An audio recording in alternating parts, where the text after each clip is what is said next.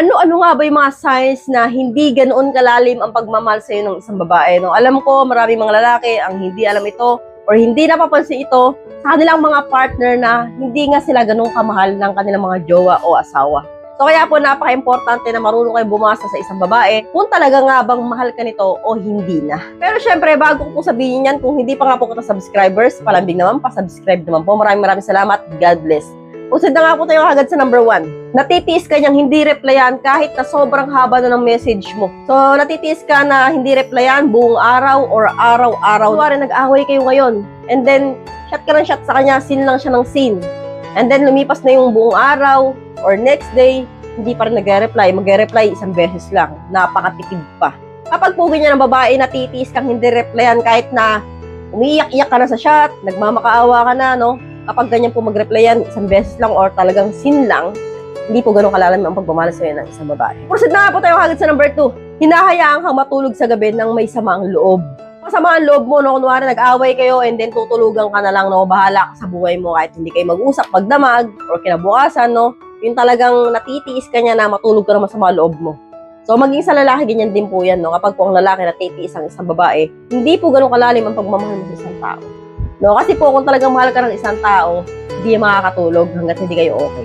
So, proceed na nga po tayo kagad sa number 3. Nilalayasan o pinagtataguan ka tuwing nag-aaway kayo, no? Ito po ay hindi normal, no? Kapag po ganyan ang karelasyon mo, abnormal po yan. So, pwede naman na kapag nag-aaway kayo, wala kayong imikan ng ilang oras, and then mamayang gabi, okay na naman, bukas, okay na kayo. Pero kapag nilalayasan ka, pinagtataguan ka pa, sasabihin ng barkada niya sa'yo na, wala po dito si Jinky. Pero nandun naman sa loob. No, kapag gano'n na po yung asawa mo, no, kasama pa yung anak ninyo o wala pa yung anak, abnormal po yan, no? Yung mga ganyan po mga tipo ng tao, hindi nyo dapat seryosohin yan. Kung ayaw sa yung bumalik, huwag mong pilitin. Kung ayaw umuwi, huwag mong pauwiin.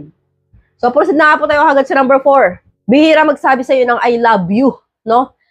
Napaka-importante po na kahit po mag-asawa na, no, nagsasabi pa rin ng I love you sa isa't isa, no? Kasi po, pagpapakita po yun na mahal mo ang isang tao, no? Kahit na sobrang busy na kayo sa kanya-kanyang buhay, no? Kasi po may mga anak na kayo, hindi na kayo masyadong nakapaglabing-labing, no? Importante po ng I love you.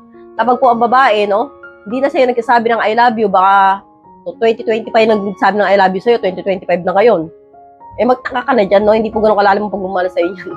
Hindi, biro lang. At least, no, dapat nag-I love you sa yung babae every month, no? Yung mga ganun. So, proceed na nga po tayo agad sa number 5. Naghahamon ng hiwalayan tuwing nagagalit sa'yo, no? Nako, no? Kapag ganito po yung babae sa'yo, clear signs po yan na talagang hindi ganun kalalim ang pagmamahal niya sa'yo. Malamang mahal ka niya pero hindi ganun kalalim, sobrang babaw.